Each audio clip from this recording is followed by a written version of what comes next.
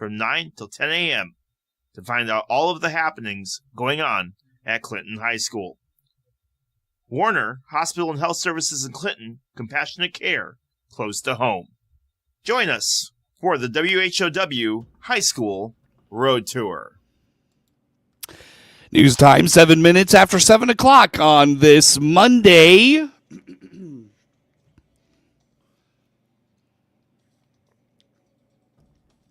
Top of the morning from the newsroom of Regional Radio and DeWittDailyNews.com. I'm Seth Lawrence with this expanded 7 o'clock newscast brought to you by Baum Chevrolet Buick in Clinton, your Silverado headquarters.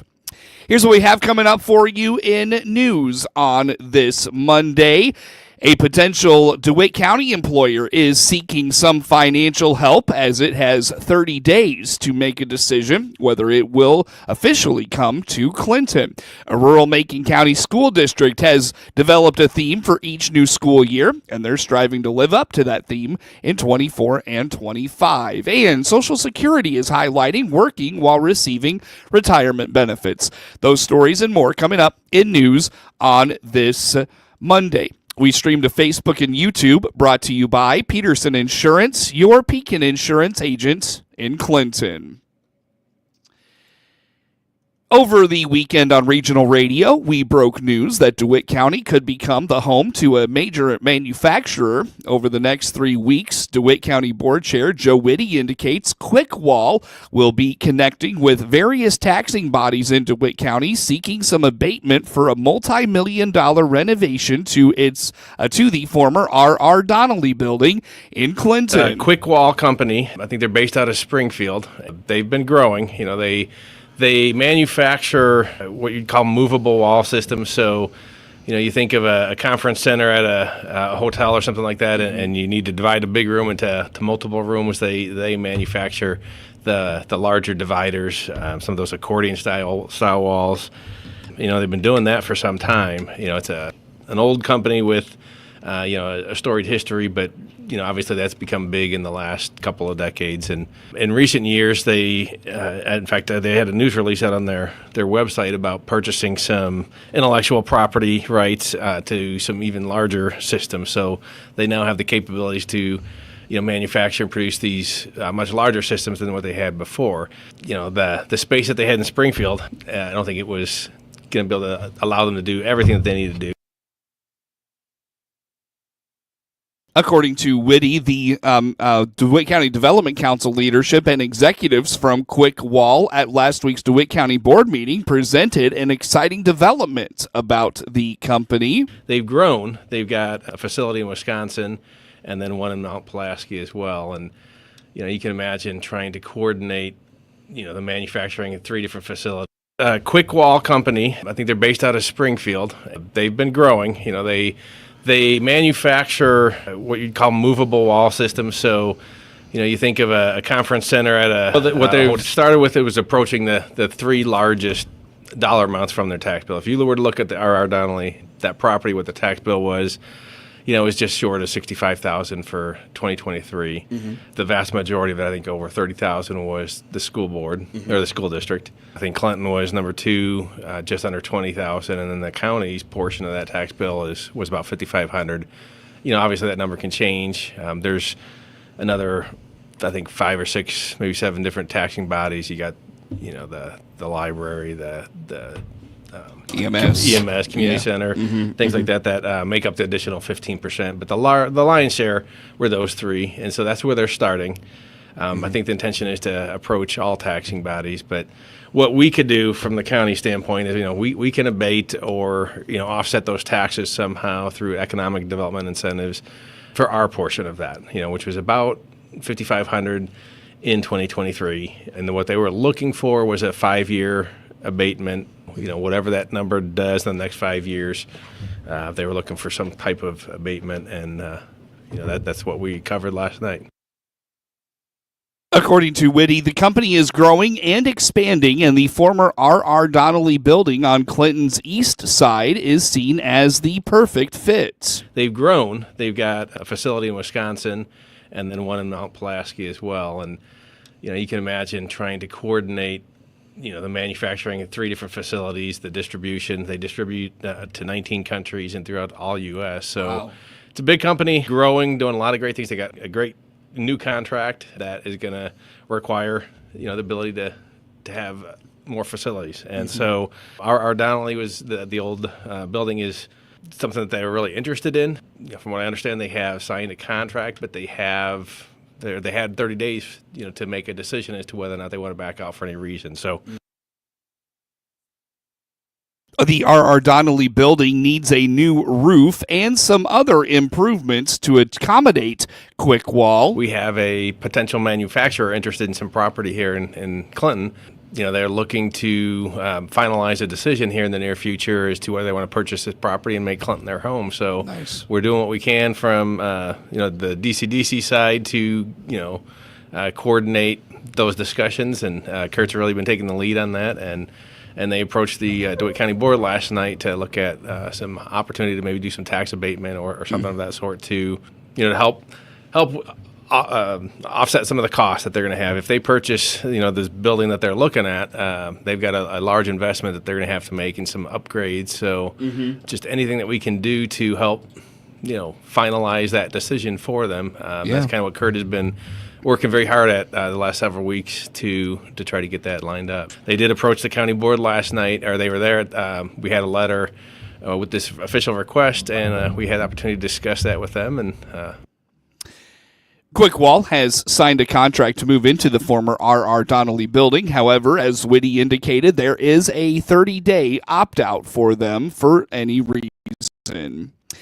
A rural Macon County school district is developing a theme for each new school year. On the WHOW High School Road Tour Friday, Warrensburg-Latham High School principal Allison Nolan told Regional Radio this year she and her staff came up with the motto, "Take care of business and each other." So every year I kind of come up with a theme. This year my leadership team actually helped me out. And Nice. So we did taking care of business and each other.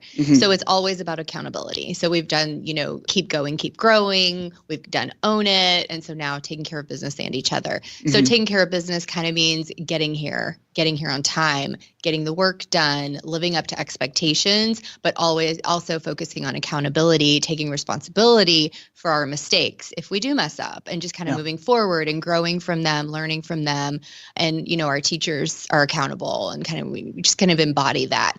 And then taking care of each other, just our school community and our building and, just everybody inside of it. That's always been something important to me, not only just for myself, just kind of thinking every summer. I kind of start at the end of the year, like, what did we need to do better? And so it's always about taking responsibility, because it's just a thing now, it's like, let's blame someone else. And we just don't want to do that. So it's like getting the kids here, getting them to do what they're supposed to be doing, but giving them something that you repeat all the time, just keeping it in their mind. And so every morning we do our announcements, and I have a communications team.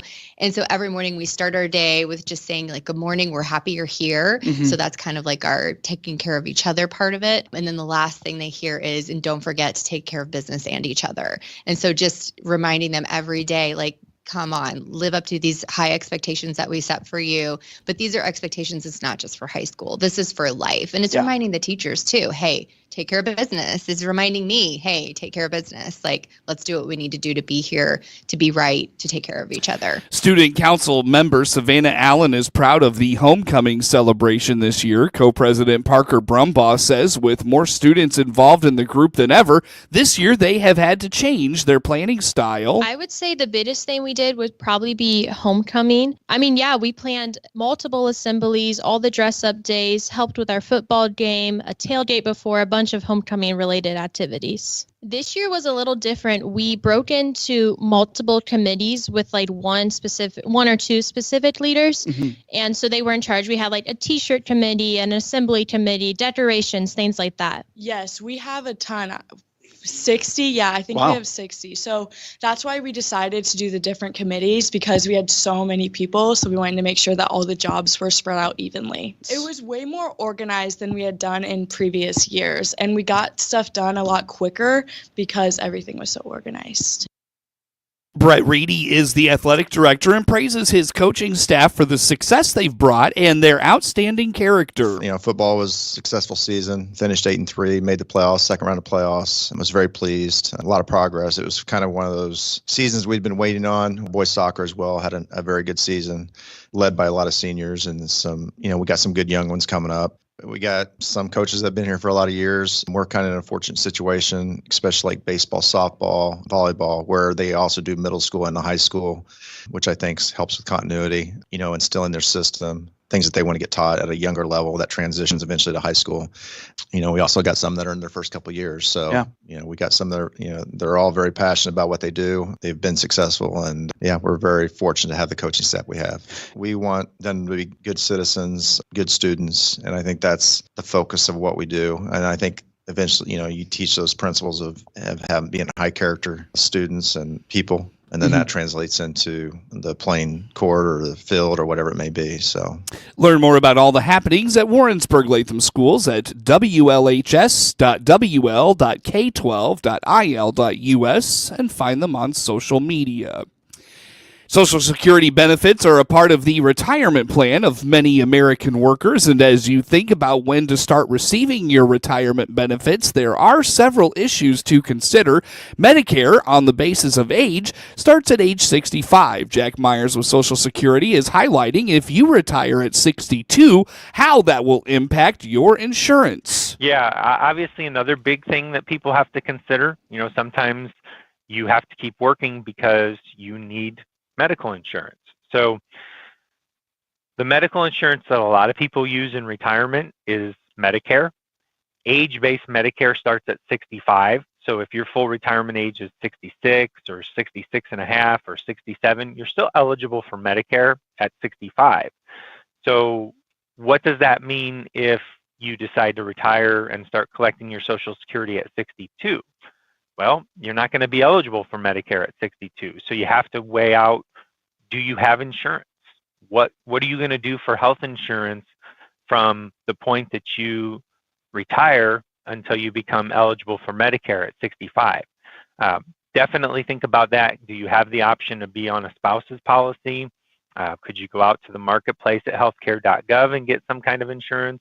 But look into that, because remember, just because you start Social Security retirement benefits at 62, that's not going to make you eligible for Medicare. You won't get Medicare until 65. So again, that is a big factor for a lot of people when they're weighing out when they want to retire. Sure.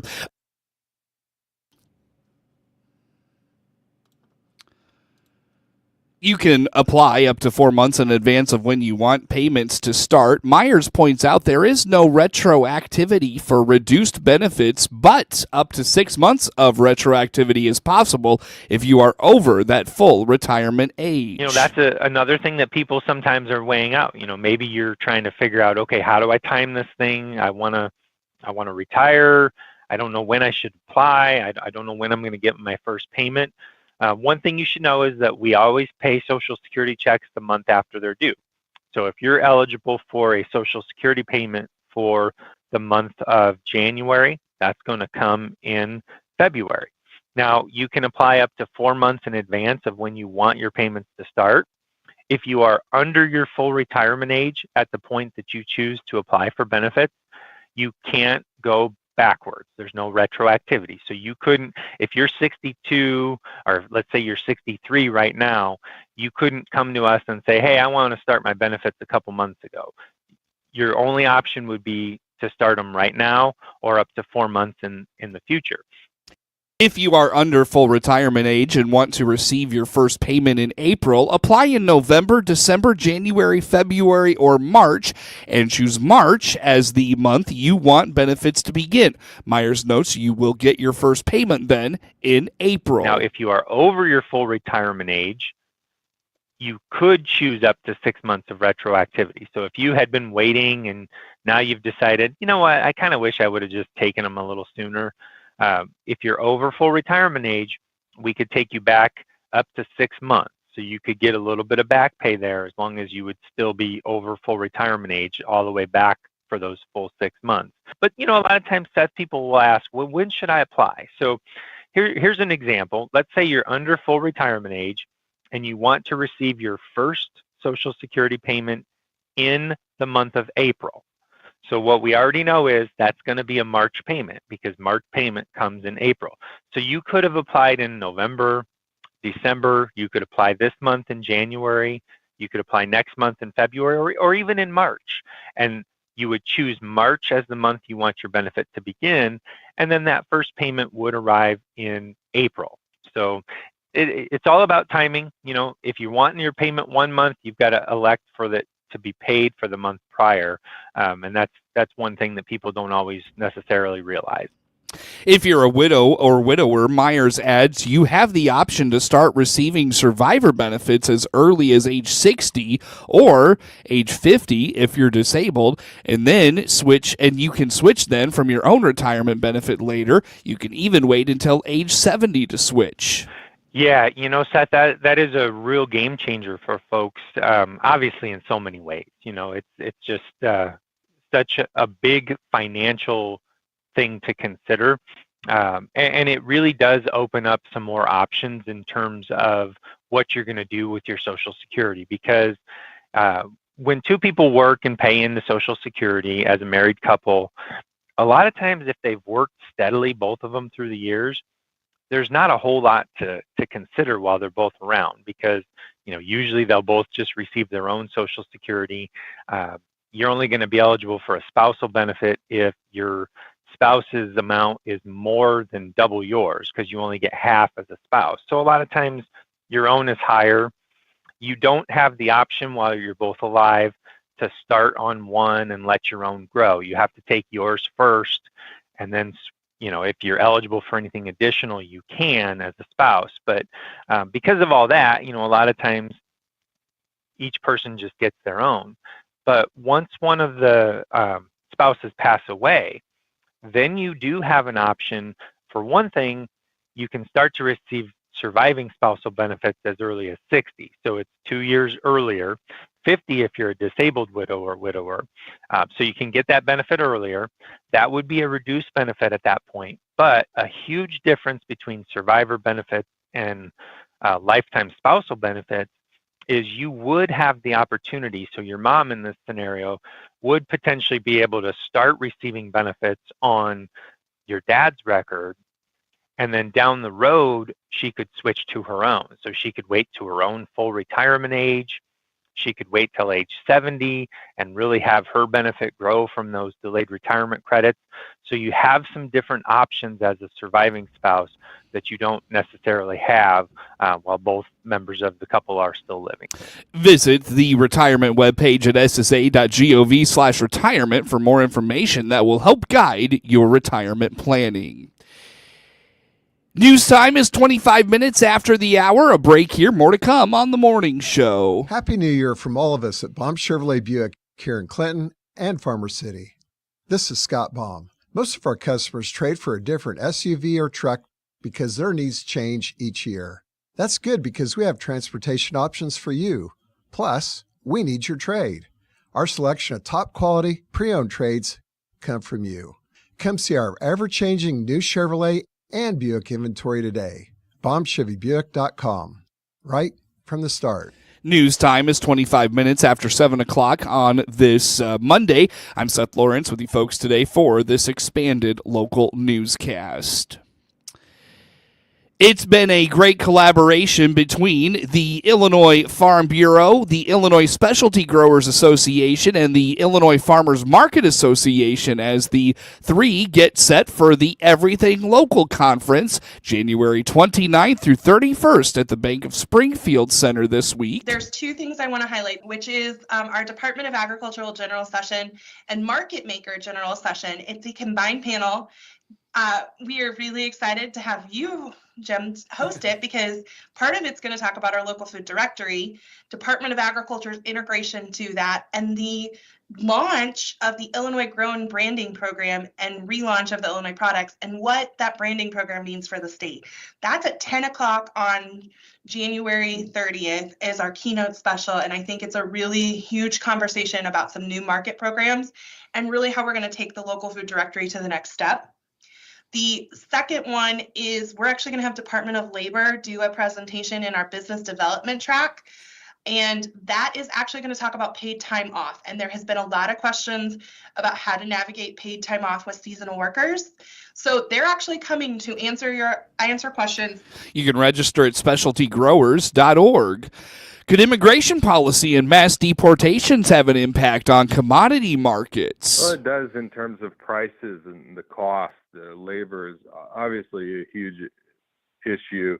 It might not be as close to a home here for grain and livestock farmers in Illinois as it is in other states, but that's not something we should take light of either. We know we have those individuals that are so close to it that it is a big deal if we take those workers away, and that's the huge source of uncertainty that is just one big example of what can now change after today and after we start to have these executive orders released. It's at least some color on the issues relative to what is right now still a very big up in the air unknown. Let's hope we can cross our fingers and have a favorable outcome for farmers and the farm industry, Illinois included. Joe Camp is with Comstock Investments. The ink may be dry on more than 100 executive orders, but a petroleum analyst from Gas Buddy has some thoughts on President Trump's energy orders. During his first day in office, President Trump signed multiple executive orders related to energy, including declaring a national energy emergency. Patrick DeHaan from Gas Buddy says those executive orders may not work as quickly as the president thinks. Well, it doesn't necessarily have any immediate impact on gas prices. Prices have been inching up. Oil prices had climbed over the last several weeks, and that has led gas prices to start making their seasonal incline as oil now had risen last week to its highest level since July. Now, the president's signing some executive orders. Those could eventually have some level of impact, although the president seems to be concentrating on easing restrictions, but easing restrictions on oil companies, while it may allow them to drill more down the road, it doesn't compel them to do so, and so there's not necessarily going to be any immediate impact. And that's why gas prices we wake up to this morning and in the next few days are unlikely to see any huge increases or decreases. While signing executive orders in the Oval Office, Trump flirted with the idea of imposing 25% tariffs on Canada and Mexico. According to DeHaan, those tariffs could hurt consumers since oil companies are beholden to economics. Coverage of news today streams to Facebook and YouTube, brought to you by Peterson Insurance, your Pekin Insurance agent in Clinton, and news is brought to you by Baum Chevrolet Buick in Clinton, your Silverado headquarters. Sports is next. Declaring a Trump victory after a weekend diplomatic dust-up with Colombia, which initially had refused to take back Colombian citizens who migrated illegally to the U.S. At first, Colombia refused to accept them, but then President Trump threatened sanctions and other measures like tariffs, and Colombia relented. Tens of thousands of Palestinians are streaming into the most heavily destroyed parts of the Gaza Strip after Israel lifted its closure of the north. Southern California is seeing some rain now, and that's helping crews battling what's left of the wildfires, although it's also raising concerns about the possibility of devastating rock and mudslides. And the 80th anniversary of the liberation of Auschwitz by Soviet troops being observed today at the site of the former Nazi death camp. On Wall Street, the Dow futures down 308 points, NASDAQ futures off 763. This is SRN News. 496. With SRN Sports, I'm George Williams. Super Bowl 59 will be a rematch of Super Bowl 57. The Eagles meeting the two-time defending Super Bowl champion Kansas City Chiefs, and the Chiefs had the Eagles scalp in the first of those two Super Bowls that they had just won. Eagles won their berth yesterday with a convincing 55-23 pounding of division rival Washington. They converted 3 Commander fumbles into touchdowns. Saquon Barkley ran for 3 TDs. Quarterback Jalen Hurts added 3 more. Eagles racked up the conference record for most points in a championship game. That's since the 1970 NFL-AFL merger. Meanwhile, the Chiefs, coached by former Eagles coach Andy Reid, defeated the Bills in a close game. Star quarterback Patrick Mahomes, again the difference, 245 yards passing, a touchdown, ran for 2 more. And the Chiefs' defense held, and the Chiefs ran out the clock after scoring the game-winning field goal 3 minutes left. This is SRN Sports. In NHL play yesterday was the Avalanche over the Rangers 5-4. It was the Senators defeating Utah 3-1. Jets over the Flames 5-2. The Wild beat the Blackhawks 4-2, and it was the Golden Knights over the Panthers 4-1. NBA just one game, the Thunder over the Trailblazers 118-108. 3 NCAA top 25 college basketball games. It was 17th ranked Illinois defeating Northwestern 83-74 in a rout. 18th ranked Wisconsin beat Nebraska 83-55, and number 24 Memphis routed UAB 100-77. In Australian Open tennis, defending champion Jannik Sinner reclaimed his title, defeating second-seeded Alexander Zverev in straight sets. That marks his career third Grand Slam tournament title. In pro golf, the Farmers Insurance Open at Torrey Pines was won by Harris English at 8 under par. This is Time now for a look at sports. I'm Seth Lawrence with this report.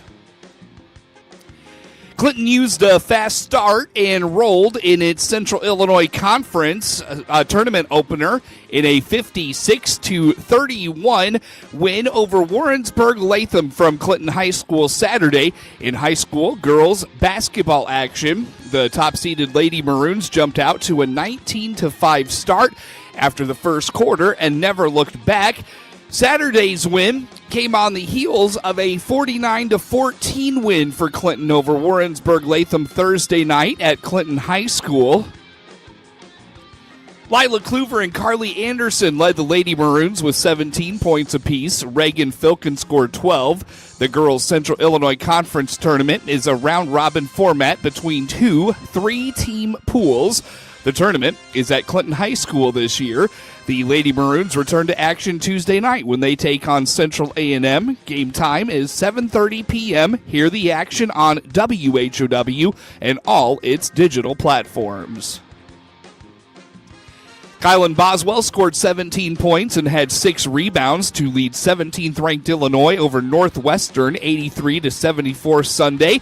Merez Johnson Jr. had 15 points, 9 rebounds, and 3 block shots. Ben Humrickhouse had 14 points, and Kaspersius Jakunis had 11 points, 10 rebounds, and 7 assists. Jake Davis added 11 points from the bench for the 14-6 Illini, who are now 6-4 in the Big Ten. Nick Martinelli and Jalen Leach each had 17 points for Northwestern, which trailed 43-21 at half. Ty Berry had 10 points. Illinois, the second rebounding team in the country, dominated the boards 50-27 without leading rebounder Tomislav Ivisic, who missed his second straight game because of illness. The Illini had 21 offensive rebounds. The Illini had lost 2 straight at home and did not play well in either game. They avoided a third consecutive home loss, which hasn't happened since 2017. With the win, but with that, they were outscored 53-40 in the second half and committed 13 turnovers in the game that led to 24 Northwestern points. Illinois went on a 15-point run early in the first half to break a 5-all tie and take a 20-5 lead. Northwestern did not score for more than 5 minutes. Northwestern has not won in Champaign since 2013, losing 9 straight. Illinois plays at Nebraska on Thursday. The Chicago Bears recently got their new head coach in Ben Johnson. Now they have 2 right-hand men for Johnson on Sunday, hiring former New Orleans Saints coach Dennis Allen as the team's new defensive coordinator, as NFL media reported, and 28-year-old Declan Doyle as the new offensive coordinator. Allen, who was dismissed as the Saints coach in November, is still regarded as one of the NFL's top defensive minds. The 52-year-old spent nearly 3 seasons atop New Orleans staff, going 18-25 as Sean Payton's successor, but served as the Saints defensive coordinator for the 7 years prior. He also worked as the Denver Broncos defensive coordinator in 2011 prior to a 3-year stretch as the Las Vegas Raiders head coach. Doyle, meanwhile, comes to Chicago as the youngest coordinator in the NFL. He's coming off 2 seasons as Peyton's tight ends coach with the Broncos and previously worked alongside Allen as an offensive assistant for the Saints from from 2019 to 2022. Prior to his first NFL job in New Orleans, Doyle spent 3 seasons as an offensive student assistant for the University of Iowa. Johnson confirmed at his introductory news conference with the Bears that he will serve as the team's offensive play caller, continuing a role he held as the Detroit Lions offensive coordinator. Get sports anytime from your computer or mobile device at DeWittDailyNews.com.